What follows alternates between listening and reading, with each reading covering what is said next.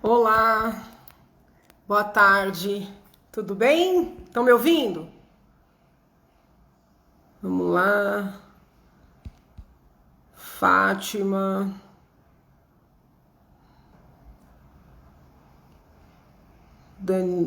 Dani, Mônica, Santanas. Olá, boa tarde, tudo bem? Peço desculpas pelo atraso.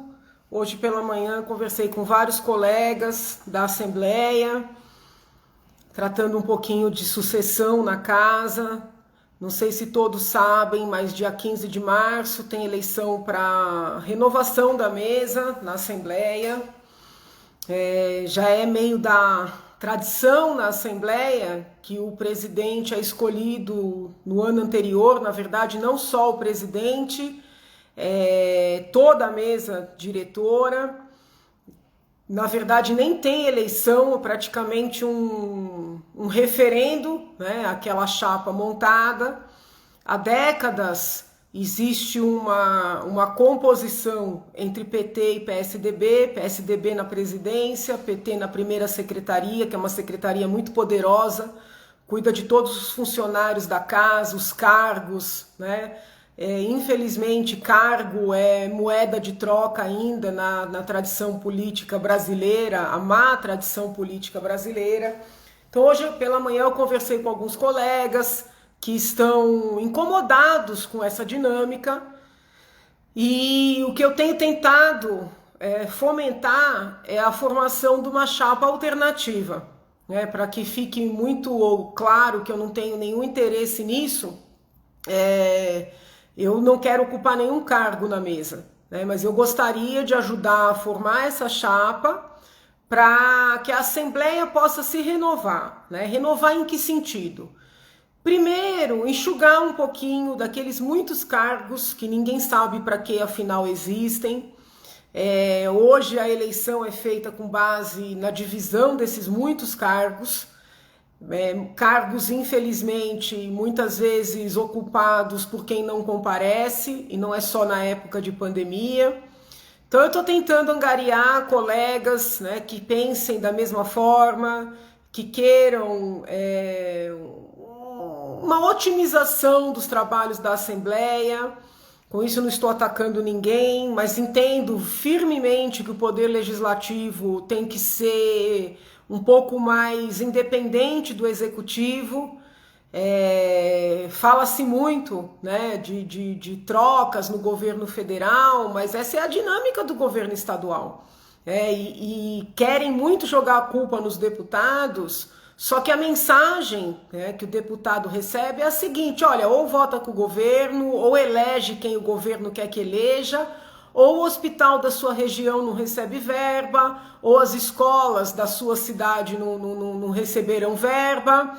Então é um jogo muito bruto, muito injusto, né, sob o ponto de vista da cidadania, e existe um costume de culpar apenas os deputados, mas quem fomenta isso não são os deputados não, né, é o Poder Executivo.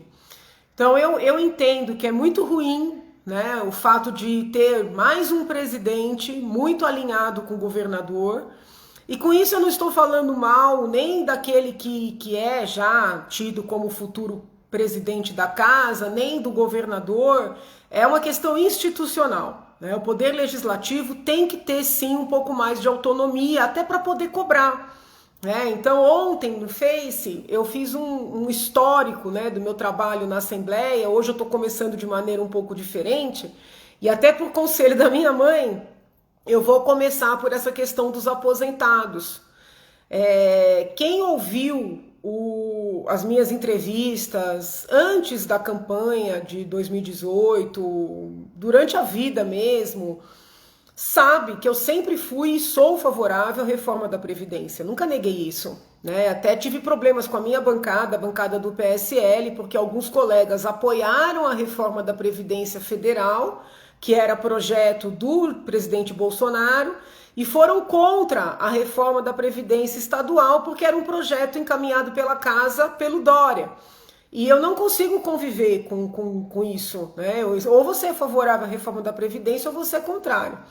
Então eu defendi a reforma da Previdência, só que trabalhei muito para melhorar o texto. E uma das minhas lutas, e eu entendo que eu fui vitoriosa, foi estabelecer uma alíquota menor do que os 14% a princípio propostos, né? Para aquelas pessoas que ganhavam menos. Então eu me matei, obstruí, participei de centenas de reuniões, sem exagero, tá? Com técnicos do governo, com o pessoal da SPPrev, com os vários sindicatos, com os colegas deputados dos mais diversos partidos, e consegui essa alíquota menor. Tanto foi uma conquista que no final todo mundo quis ser pai da conquista, só que a bem da verdade a oposição nunca sentou para conversar. Por que eu estou contando esse histórico? Porque eu quero deixar muito claro que uma das minhas lutas na reforma da Previdência foi poupar aqueles funcionários que ganham menos. Então não teria lógica que eu apoiasse o decreto que veio depois, né, para descontar as aposentadorias dos funcionários que ganham menos do que o teto da Previdência, que é mais ou menos R$ 6.200, tá? Quando nós votamos a Previdência e teve toda essa briga para poupar os que ganham menos, houve o debate no plenário sobre essa pretensão de descontar dos que ganhavam abaixo do teto, e eu sou testemunha que o líder do governo, que será, né, se a gente não conseguir montar essa chapa alternativa, o próximo presidente da casa, disse não só para mim, para vários colegas, que não existia nenhuma hipótese do executivo descontar das aposentadorias dos que ganhavam menos. Havia uma possibilidade no final do texto, caso houvesse um déficit da SPPrev, num futuro distante. Eles não cumpriram a palavra, esperaram cerca de um mês, se eu não me engano, da vigência da reforma, acho que nem isso, hein? Baixaram um decreto descontando de quem ganha menos do que o teto do INSS. Eu só percebi quando comecei a ser xingada, né? Porque você é culpada. Mas culpada do quê? Entendeu? Aí eu fui atrás do histórico de tudo. Numa das reuniões com o governador, eu levantei o problema. Ele disse que eu tinha que conversar com o secretário Mauro Ricardo. Fui conversar com o secretário Mauro Ricardo. Fiz um depoimento disso no plenário. Expliquei para o secretário o que foi debatido na Assembleia. Ele disse que isso não vinculava, né, que os deputados deveriam imaginar que o governo iria baixar esse decreto. E aí eu disse para ele que não tinha cabimento descontar de quem ganha R$ 1.100, por exemplo, né, que a reforma foi para pegar quem tem a integralidade, ganha 30, 20 mil. O próprio presidente da SPPrev tem integralidade, né? Ganha um salário enorme. E eu falei para ele, não estou falando mal. Então, assim, aquelas pessoas, né, que são das categorias que ganham mais, até podem se ofender comigo, podem se arrepender de terem votado em mim, mas eu nunca menti, né? Eu acho um absurdo. Para mim, a aposentadoria tem que ser mesmo até o teto para todo mundo, entendeu? Não tem cabimento as pessoas se aposentarem com 50 anos e seguirem ganhando 40 mil até 90 anos de idade, né? E o povo que não tem garantia nenhuma pagando. Então, assim, para mim, nesse aspecto de quem ganha muito, gente, peço desculpas, mas é o que eu penso, teria sido mais radical. Mas descontar de quem ganha R$ 1.060, R$ 1.500, R$ 2.000, né? Isso nunca foi admitido por nenhum deputado dentro da Assembleia. E houve esse decreto do Poder Executivo, né? Ao que a gente apurou, encabeçado pelo secretário Mauro Ricardo. O que está me incomodando muito na maneira de conduzir a Assembleia, né, do líder do governo, que queira ou não representa o governo e agora se apresenta como candidato à presidência da casa, é a falta de clareza. Vocês podem perceber, não me importo de divergir. Eu não me importo de ouvir uma pessoa falar algo assim que para mim seja inconcebível, mas eu não suporto mentira. Eu não gosto quando alguém fala uma coisa aqui e fala outra lá, e isso está acontecendo com muita frequência, né? Aconteceu na reforma da Previdência, aconteceu no 529, onde o próprio governador deu uma entrevista dizendo que não haveria aumento de impostos para os medicamentos e insumos. E agora várias pessoas que trabalham, por exemplo, com hemodiálise estão entrando em contato dizendo que está sim havendo aumento. Então é muito duro você ter uma informação, né? E depois, por meio de decreto, por meio de normas administrativas, o Poder Executivo legislar contrariamente ao que foi debatido. Agora mesmo, acabei de receber uma mensagem da deputada Carla Zambelli dizendo que o pessoal das Santas Casas entrou em contato com ela e que o governo está pedindo para que eles aceitem que eles assinem um documento reconhecendo que vão receber menos verba. Eu falei, mas que documento é esse? Entendeu? Então, assim, eu fico muito preocupada com essa dinâmica. Algo é debatido, algo é votado e depois... Até por isso, eu obstruí o orçamento, né, até a madrugada, votei contra o orçamento, porque houve ganhos, né, ganhos significativos, aumentos, cortes significativos na seara da saúde e um aumento inconcebível na área da publicidade. Então, assim, eu quero aqui falar publicamente que estou trabalhando, sim, para formar uma chapa alternativa, não com o intuito de ocupar qualquer cargo, né? Até faço questão de não ocupar cargo, para que ninguém ache que eu estou querendo poder para mim, né, pessoalmente, mas eu estou tentando estimular os colegas a formarem essa chapa, para que o governo, né, o Poder Executivo, não continue mandando na Assembleia. Hoje já manda muito, e se ganhar o deputado, né, que hoje é o líder do governo e tende a ser o presidente da casa, o governo vai mandar mais, entendeu? Vai mandar muito mais na pauta, né, no que vai ser votado. Então, assim... quero iniciar, né, explicando que fui favorável à reforma da Previdência, sim. No que concerne aquelas pessoas que ganham muito, eu entendo que a reforma deveria ter sido mais drástica.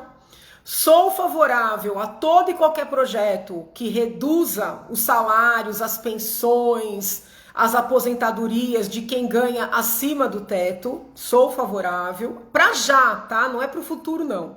É radical mesmo a minha posição. Agora, nunca compactuei, não compactuo com descontar a aposentadoria de quem ganha pouco, e por isso, seja qual for o PDL que venha a ser pautado, e se o deputado Carlão ganhar a presidência não vai ser pautado jamais, mas seja qual for o PDL que venha a ser pautado, eu vou votar favoravelmente, tá? O PDL é um projeto de decreto legislativo que objetiva derrubar um decreto do Poder Executivo, tá? Vários colegas propuseram PDLs com essa finalidade. Qualquer um que venha a ser pautado vai ter meu voto, a minha defesa. Já participei da CCJ com essa finalidade. Então é um compromisso que eu assumo aqui, porque é o justo.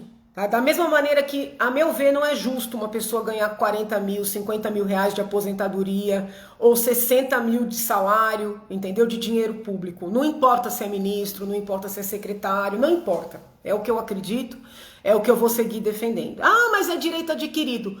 Para ser adquirido, primeiro tem que ser direito, né? Se não é direito, não é adquirido. E a Constituição ela é muito clara sobre os limites, né? Então, assim, o que eu defendo na esfera federal, defendo na esfera estadual, defendo na esfera municipal, independentemente do partido que esteja no poder. Então, hoje foi uma manhã movimentada, né, nesses diálogos com os colegas de várias siglas, porque PT e PSDB no estado de São Paulo formam uma simbiose, né? Só os petistas não veem. E eu tenho muito petista na família, quando eu falo isso eles dão risada, acham que eu tô maluca. Eu falei, meu Deus do céu, eles não têm a menor noção da realidade, né? Então, assim, a simbiose PT com PSDB em São Paulo é algo assim, é uma irmandade, né? Na verdade, não é só em São Paulo, mas em São Paulo aparece mais, até pela composição da mesa diretora da Assembleia Legislativa. Bom, hoje pela manhã também consegui conversar com o doutor Eduardo Jorge. Eu até nem sabia que ele é funcionário concursado da Secretaria da Saúde. Se eu soubesse, teria conseguido ligando na Secretaria da Saúde. Não sabia, por isso que o procurei nas redes. Combinei com ele, na verdade, que no lugar de fazermos uma live, ele vai participar de um evento oficial na Assembleia para apresentar o histórico da Lei do Planejamento Familiar, que, como eu expliquei ontem no Face, não tem nada a ver com aborto, tá? A Lei do Planejamento Familiar, que é uma lei de 1996, que ele é autor do projeto.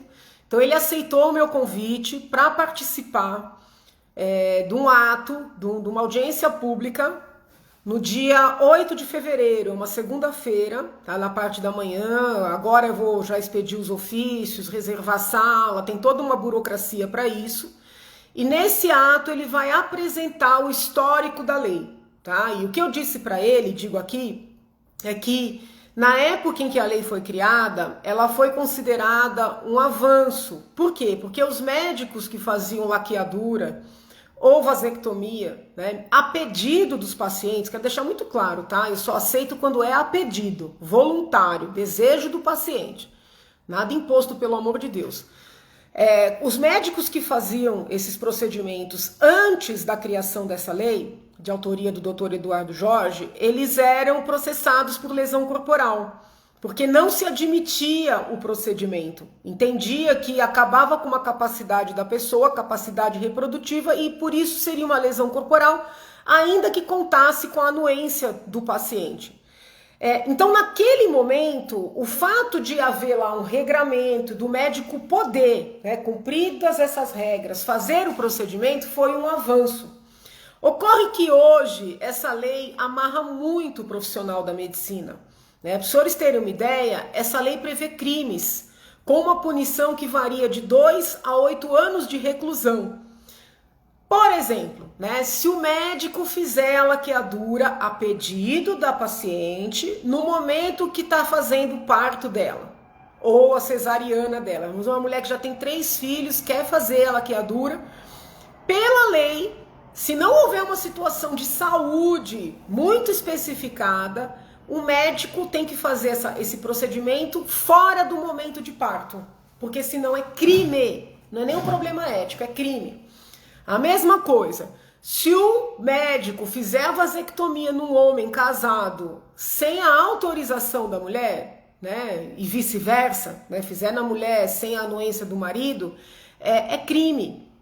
Se fizer um procedimento menos de 60 dias, né, depois da assinatura da documentação, é crime.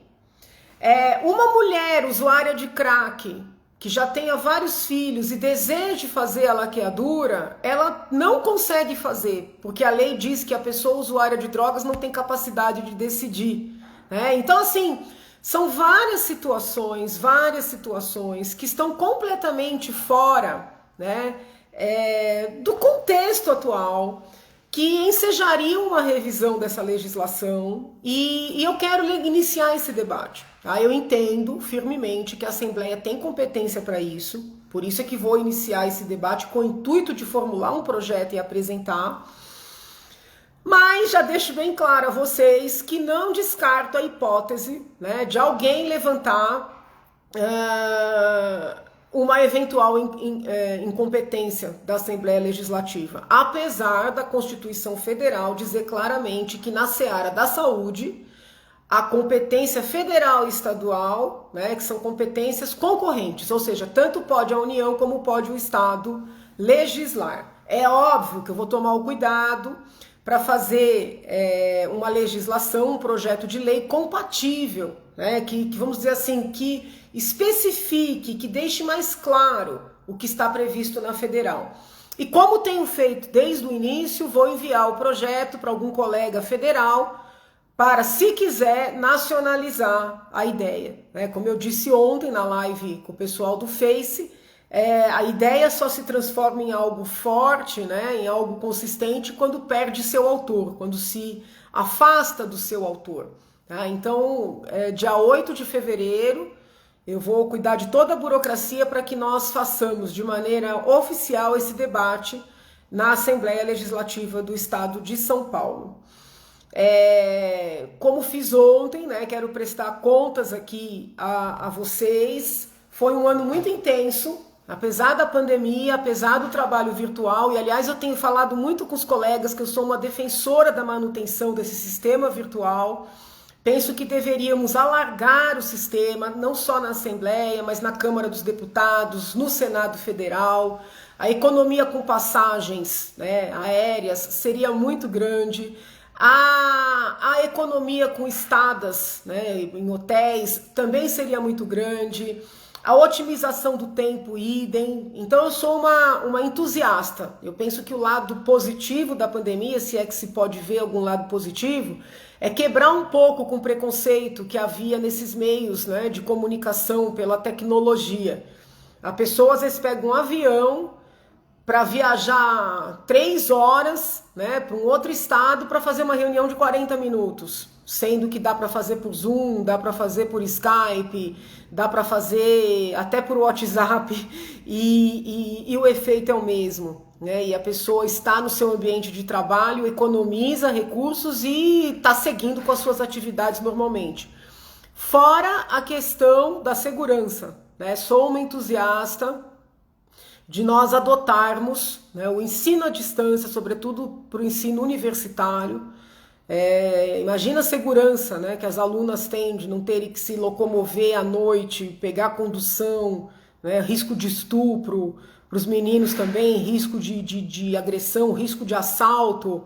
Então eu sou uma entusiasta, não nego, e acho que a gente tem que abrir a cabeça, né? Tem insistido nisso na Assembleia, e a Assembleia funcionou muito bem, muito bem. Eu voltei, né, rapidamente para o atendimento presencial, assim que foi autorizado, mas aqueles colegas que não voltaram, seguiram participando de comissões. Tem gente que não participa de jeito nenhum, né? Mas aí não importa se tem meios, se não tem meios. Mas eles participaram, né? E a maioria participou, as comissões funcionaram. Eu participei intensamente de 2 CPIs, a CPI das fake news e a CPI das quarteirizações. Na CPI das fake news, acho que meu trabalho foi fundamental para mostrar que o próprio conceito de fake news foi criado, né, não só no Brasil, no mundo, depois que a direita chegou ao poder, né, porque antes da direita no poder sequer havia o conceito de fake news. A esquerda sempre teve absoluta liberdade de manifestação para agredir, para caluniar, para difamar, para ironizar, para criar narrativas, e essas tais narrativas nunca foram consideradas fake news, né? Uma vez que a direita chegou ao poder, com todas as críticas que eu faço à direita que chegou ao poder, criou-se, né, essa ficção das fake news, inclusive nos Estados Unidos com a ascensão de Trump. Então acho que a minha participação foi muito importante nessa CPI para desconstruir, né, um pouco desse factoide mesmo, né, de que só direitista mente, só direitista cria narrativa e todo esquerdista fala a verdade e está só exercendo seu direito de livre manifestação.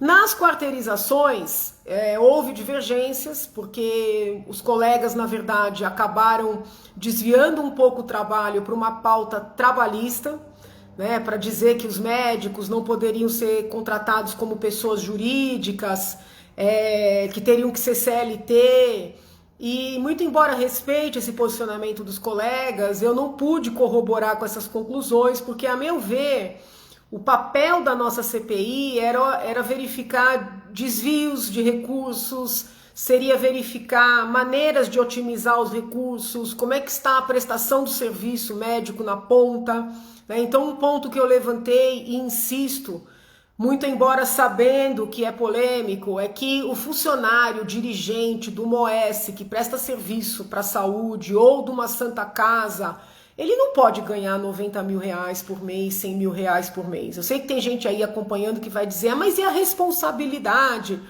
Desculpa, gente, é dinheiro público, entendeu? Então, se é dinheiro público, tem que ter limitação.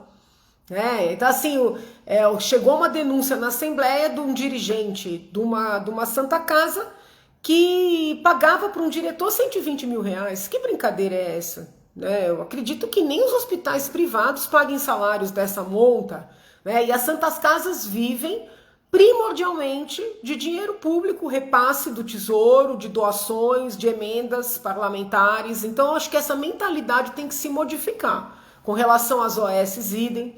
Levantei esse ponto com vários depoentes. A meu pedido, todas as pessoas envolvidas na aquisição dos respiradores em São Paulo foram ouvidas. Oficiei todos os órgãos de investigação. Tenho certeza que a minha pressão foi importante para que os respiradores fossem entregues, porque eu acho que esses respiradores não seriam entregues se não tivesse havido o verdadeiro inferno que eu fiz em torno desses respiradores, né? E esse trabalho é todo muito invisível, muito silencioso, porque é um trabalho técnico, é um trabalho de ofício, trabalho de requerimento, né? Trabalho de tomada de depoimento, e não aparece, né? Não aparece. O que aparece é muito trabalho daquele deputado, daquela deputada que faz lacração, né? Que xinga no plenário. Muitos fazem acordos por trás e ficam gritando ali, a população acha que a pessoa está defendendo porque está gritando. Então, essas explicações mais técnicas, elas são difíceis de serem alcançadas, né? A pessoa não vê esse trabalho. Mas a fiscalização que eu tenho feito, ela é constante, né? E você não precisa ficar reparando na roupa do governador, ou gritando que você é contra o governo, como o PT faz, né? Faz acordo para deixar o orçamento passar, fica gritando e aí depois vota não para dar quórum, né? Isso aí, quem conhece o processo legislativo tem condições de dizer que eu não estou mentindo. Apresentei na última semana de funcionamento, né, oficial da casa o projeto para acelerar a adoção. É um projeto que eu considero muito importante, de quebra de paradigmas. O fato de ser da área jurídica ajuda muito, porque eu tenho essa vivência dos tribunais, a vivência na universidade também, então consigo conciliar, né, a parte teórica da universidade com a parte prática, né, da vida advocatícia. E sempre que eu vou propor um projeto de lei, eu faço um levantamento dos julgados.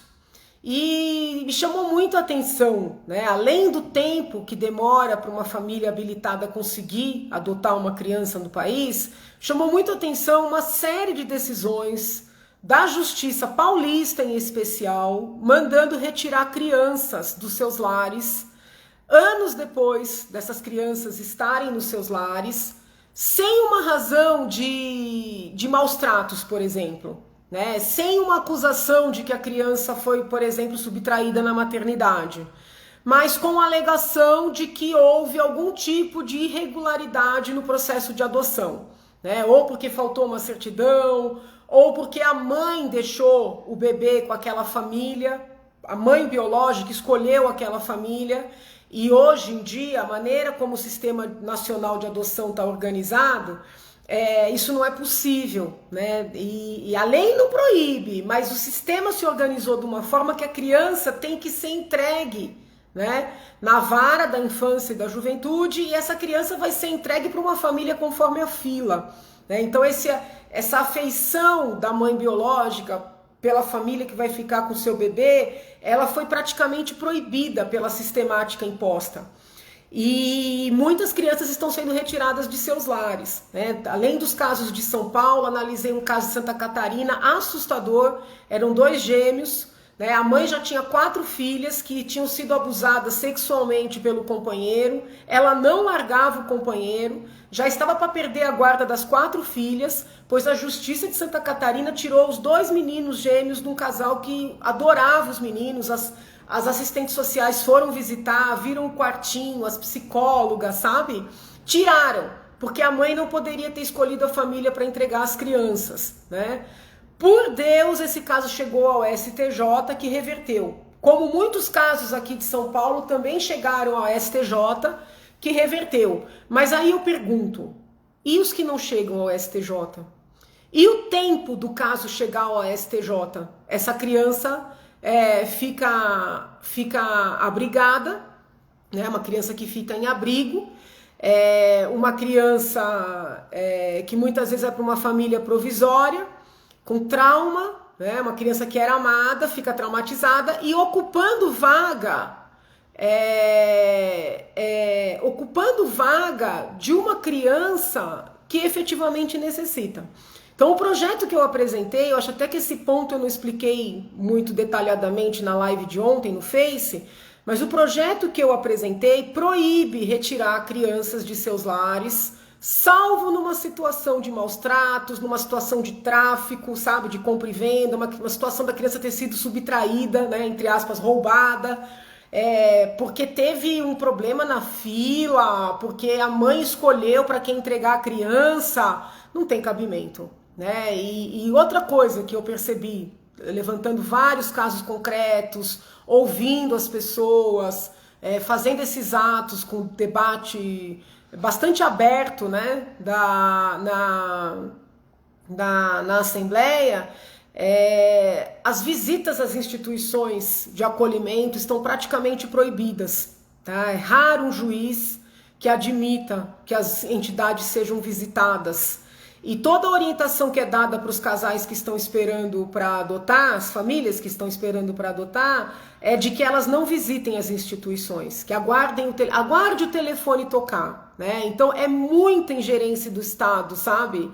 Você não pode nem visitar uma instituição, porque você não pode correr o risco de se apaixonar por uma criança, seja branca, seja negra, seja com deficiência ou não, tenha 1, 2, 3, 4, 5, 13 anos. Muitas vezes é dessas visitas que vai nascer uma afeição, uma afinidade, né, um laço de alma, e o nosso sistema está muito frio, entendeu? E juízes, promotores, defensores, eles estão tão apegados a esse sistema que eles criaram, que não é de todo ruim, é importante, houve avanços, que eles não querem sequer abrir margens para críticas, para sugestões de melhora, né? E eu entendo que a fila pode ser observada, o sistema nacional tem que ser preservado, mas que isso não pode matar, né, a espontaneidade que norteia o povo brasileiro, não pode assim, impedir que haja um encontro de almas, né? O projeto permite as visitas, permite que as famílias habilitadas, ou seja, que já passaram por todo o processo, vão procurar os seus filhos. Aqui alguém perguntou, e a fila? Vamos supor, eu já estou habilitada, eu vou visitar a instituição, né? Dou de cara com uma criança, vamos imaginar, eu pensei que queria uma criança de 2 anos, mas encontrei uma de 5 anos, me apaixonei por ela. Eu peço para o juiz para adotar aquela criança. Se alguém na fila pediu aquele perfil, o projeto é claro nesse sentido, esse alguém que está na fila vai ter prioridade. Mas se não, eu vou poder adotar aquela criança. Então, assim, esse projeto vai facilitar, inclusive, as adoções tardias, né? As adoções de crianças com deficiência, porque são crianças invisíveis, ninguém nem sabe que existem. Quando eu comecei a trabalhar esse tema, eu recebi telefonemas de pessoas dizendo, projeto inútil, ideia inútil, não tem bebê em abrigo. Tem sim, tem sim. Porque eu fiz uma reunião com o padre Osvaldo, que cuida de várias instituições, e ele disse que uma instituição inteirinha que ele cuida só tem criança pequena. Todas esperando para serem adotadas, não são crianças em situação indefinida.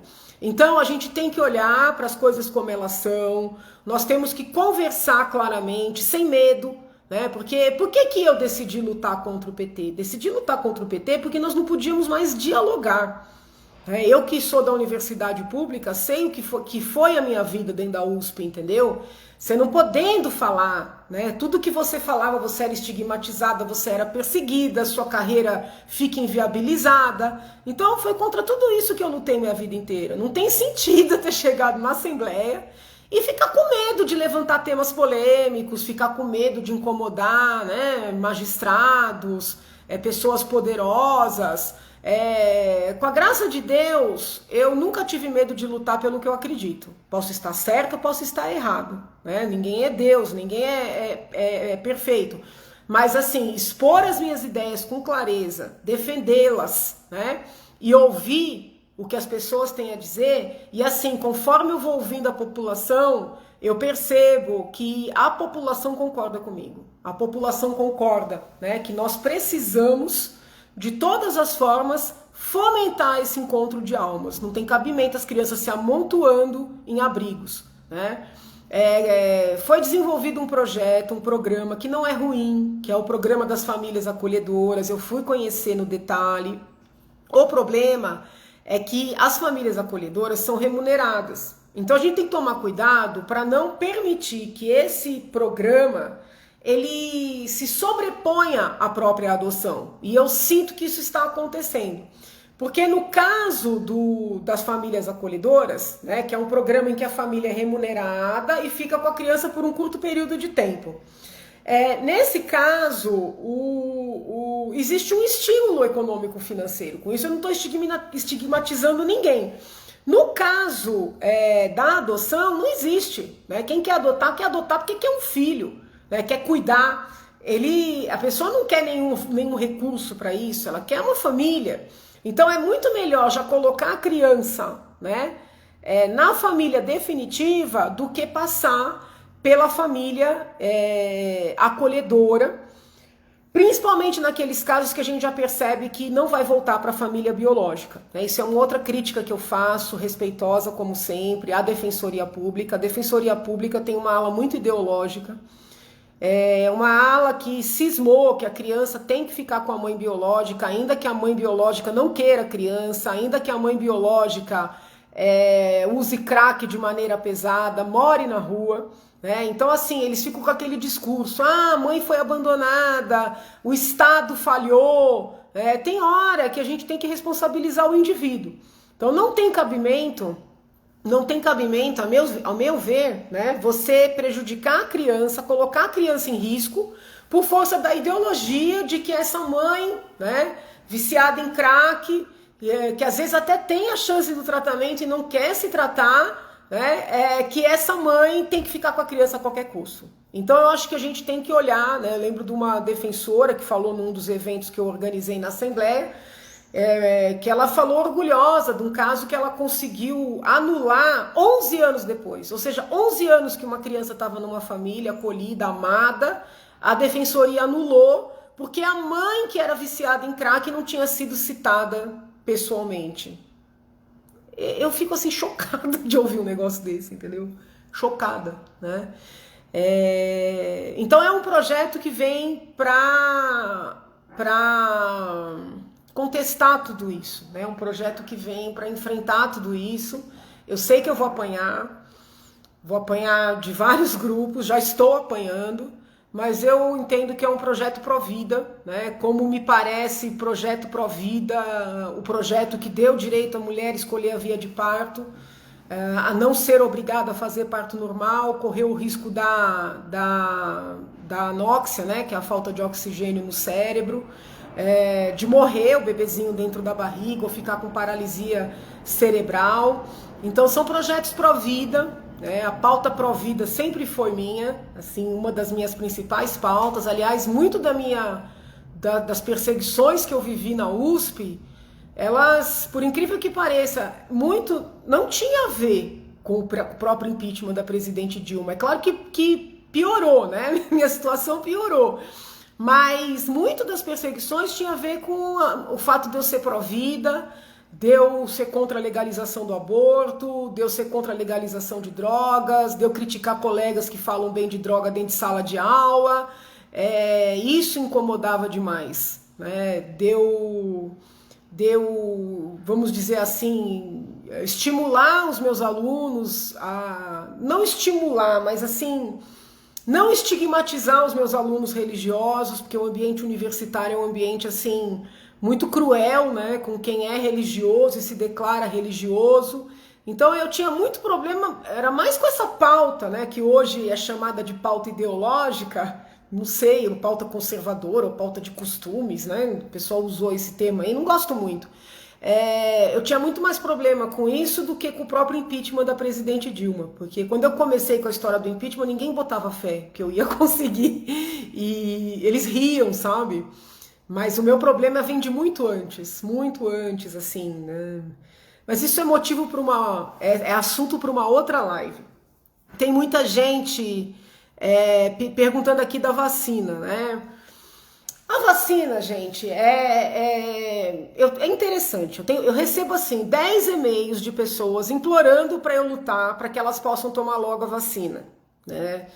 Pessoas, por exemplo, lembro do caso de uma senhora que é transplantada, que ela estava preocupada que não colocavam os transplantados ou os possuidores de comorbidade no primeiro plano. Ela pediu para eu representar, né, vamos dizer assim, o grupo dos transplantados. Lembro de uma senhora que escreveu também assistente social, que ela só ouvia falar na saúde, mas a área da assistência social também deve ter prioridade. Muita gente que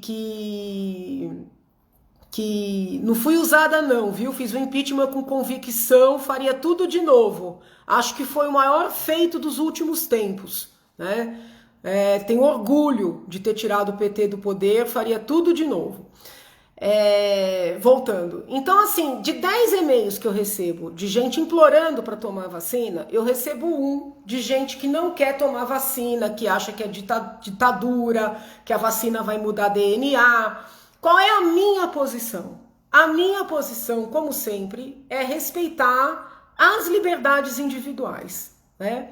A maioria quer a vacina. Existem várias empresas testando, produzindo a vacina. Então disponibiliza a vacina para quem quer, e já não tem para todo mundo, a verdade é essa, né? E quem não quer, não toma.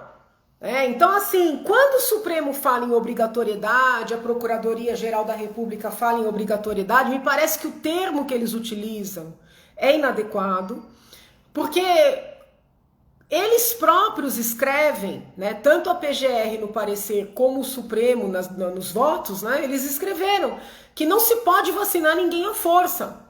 Então o que eles vão fazer é assim, se for viajar tem que apresentar uma declaração, mas isso já acontece com a vacina da febre amarela, né? Então assim, o que eu estou fazendo desde que esse debate começou? Eu oficiei a Anvisa, oficiei a Secretaria da Saúde, oficiei o Butantan, fui ao Butantan. Primeiro fiz uma reunião virtual com o Dr. Dimas Covas, depois fui ao Butantan, fiz uma visita de 6 horas, né? Estou tentando acompanhar todos os dados da produção da vacina. E quem quiser tomar, vai tomar. Quem não quiser tomar, se alguém começar a querer tomar medida de imposição, eu vou me colocar contra. Porque eu defendo a liberdade individual, né? Por exemplo, a lei do parto tem a ver com liberdade individual. Esse debate em torno da laqueadura, né, da esterilização, tem a ver com liberdade individual. A vacina também tem. Então, assim, não tem o menor sentido, né, querer vacinar as pessoas à força, né? Eu dou aula de bioética há mais de 10 anos. O princípio da autonomia é o princípio primeiro da bioética. Então, assim, não tem nenhum respaldo constitucional nem legal para isso. Eles erraram em utilizar a palavra obrigatório. Tá? Porque o obrigatório, ele passa a ideia de à força, entendeu? E isso não pode acontecer. De maneira nenhuma isso pode acontecer. Então essa visita ao Butantan ela foi muito importante. Menos por causa da vacina e mais por causa do soro. Que é uma coisa que até agora eu não compreendi. Até enviei e-mail, acho que no dia de Natal. Não, no domingo depois do Natal. Para os dirigentes do Butantan. Porque eu quero entender, né, por que ainda não foi solicitada à Anvisa a aprovação do uso do soro que o Butantan desenvolveu. Uma coisa é a vacina, que é da Sinovac, que está sendo invasada aqui pelo Butantan, todos os técnicos acompanhando, visitaram também o laboratório na China. Isso é uma coisa. Outra coisa é o soro, tá? O Butantan é uma referência em soros. Soro antiofídico, né, por caso de picada de cobra, o soro contra a raiva e outros tantos soros. O Butantan pegou a mesma dinâmica, né, a mesma tecnologia que ele utiliza para desenvolver os seus soros, né, que são referência na América Latina inteira, para desenvolver o soro anti-Covid. Quando eu visitei, eles tinham já mais de 2.000 ampolas, né? E eu lembro que o técnico falou, doutora, ontem morreram 900 pessoas e nós aqui com 2.000 ampolas. Então, por que não pede essa autorização? Né? Houve uma apresentação para a Anvisa, eu assisti a mesma apresentação, e a Anvisa disse que queria que testassem animais. O problema é que se for fazer testes do soro em animais, vai demorar mais de ano. E o soro, ele não vai ser ministrado para quem está são, entendeu? No caso da vacina, a vacina é ministrada para pessoas que estão sãs, né? Daí essa preocupação redobrada com eventuais efeitos colaterais, porque você está aplicando uma substância em quem está são. No caso do soro, você já vai aplicar em pessoas que estão doentes, entende? Então, não vejo sentido na Anvisa exigir o teste com animais, porque já tem todo o histórico de sucesso dos soros do Butantan, tá? Eu escrevi para os dirigentes do Butantan, porque tá essa briga, né? Se a Anvisa sabia, se a Anvisa não sabia, se o Butantan pediu, se o Butantan não pediu. Eu não quero saber de briga política, eu quero saber o seguinte, foi feito o pedido oficial? Porque se foi feito o pedido oficial, quem vai oficiar a Anvisa agora sou eu, o Ministério da Saúde, se precisar que eu vá a Brasília, eu vou, porque a Covid, né, eu sei que tem muitos colegas aí que por questões ideológicas negam, mas ela é uma doença grave. Ela pode até não ser grave para todos, mas ela é uma doença grave. Né? Eu acompanhei vários casos, e digo mais, de pessoas jovens. Então não adianta a gente negar a seriedade da situação. E se tem um soro, tem que pegar esse soro e já começar a utilizar, ainda que experimentalmente, nos hospitais que são referência para Covid. Como muitos hospitais, Brasil afora, trabalharam com os tais kits anti-Covid. Né? Nisso eu concordo com o presidente, o tratamento precoce foi a virada, entendeu? Eu estava acompanhando com médicos lá do Amazonas, né, pessoal do Amapá, eles não sabiam o que fazer com doentes quando começaram a fazer os kits, entendeu? Cada um misturava lá, teve gente que deu anti-inflamatório, teve gente que deu antivermífugo, teve gente que deu cloroquina, hidroxicloroquina, outros não aceitaram. Eu não tomei hidroxicloroquina, mas tomei azitromicina, tomei vermífugo, tomei anticoagulante e tomei remédio contra alergia, que agora me deu um branco. Então tomei também kit, entendeu? Essa coisa de ficar esperando não tem sentido. Mas não tem comprovação científica. O tempo da academia é diferente do tempo da realidade, né? O hospital... o médico do PS, que está com o povo ali morrendo, ele não pode ficar esperando as pesquisas acadêmicas que duram 20 anos, entendeu? Então, assim, também nessa seara eu sou pragmática, né? E esse meu pragmatismo, que não é um pragmatismo sem fundamento, porque são anos estudando os princípios da bioética, entendeu? Fazendo bancas nessa área de bioética, também na faculdade de medicina, porque apesar de eu ser da seara do direito, eu sempre trabalhei em conjunto com o pessoal da medicina.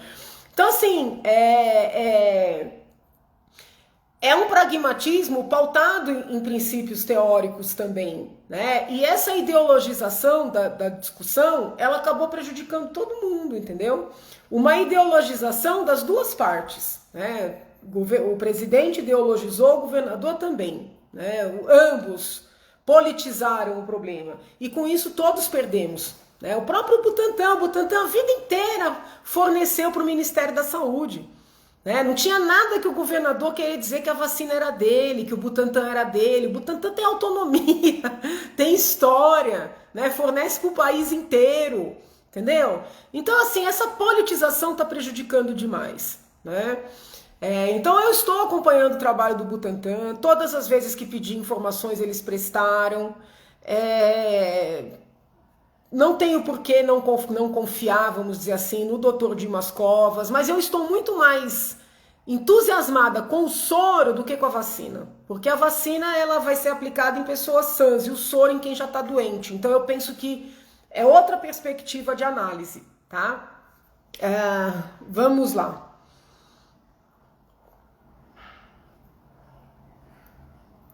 Bom, sigo na comissão de saúde. Quando tem a eleição para a mesa, em regra, né, tem acordos sobre as presidências das várias comissões na casa. Eu não vou votar no candidato do governo e não vou participar de acordo nenhum, né, como já não participei no ano passado e não participaria, mas pretendo me candidatar à presidência da comissão de saúde, tá? É provável que perca, muito embora saiba que os colegas gostam de mim, os colegas me respeitam, eu não tenho problema nenhum com os meus colegas. Mas o que acontece lá? O governo manda, os colegas voltam, né? Então, como eu não vou apoiar o candidato do governo, eu acredito que ninguém vai poder votar em mim para a presidência da Comissão de Saúde, tá? Mas eu vou me candidatar. Vou pedir desculpas por criar uma situação, né? Lá na Assembleia é muito engraçado, que é uma casa de votação, mas eles gostam de saber o que vai acontecer, sabe? Eu lembro quando eu tomei posse, que eu comecei a incentivar, não, se candidata para isso, se candidata para aquilo, vamos fazer um debate, né? Eu tô acostumada com isso na vida universitária, nunca fui passiva, né? Nunca fui omissa. E eles ficam muito tensos, sabe? De ter que escolher entre dois colegas, né? Eles querem que esteja tudo certo. Mas eu já estou avisando aqui que eu vou concorrer à presidência da Comissão de Saúde, porque eu entendi que a Comissão de Saúde trabalhou muito aquém das suas possibilidades. É bem verdade que no final agora a presidente ficou doente, o esposo dela ficou doente, mas antes desse adoecer, né, a comissão poderia ter feito muito mais, ficou muito travada, inclusive convocando pessoas, pedindo, né, esclarecimentos técnicos. Eu tenho muitos planos para a área de saúde, essa minha formação na bioética eu acho que me ajuda muito, no mínimo a levantar os debates, a dar voz, né, para as pessoas que pesquisam os diversos temas. Então eu vou me candidatar. Acho que vou perder, mas a gente faz a nossa parte, né? Eu não sei quanto tempo a gente tem aqui, eu acho que é 1 hora, mas não aparece para mim. Alguém está acompanhando o tempo? Alguém está acompanhando o tempo?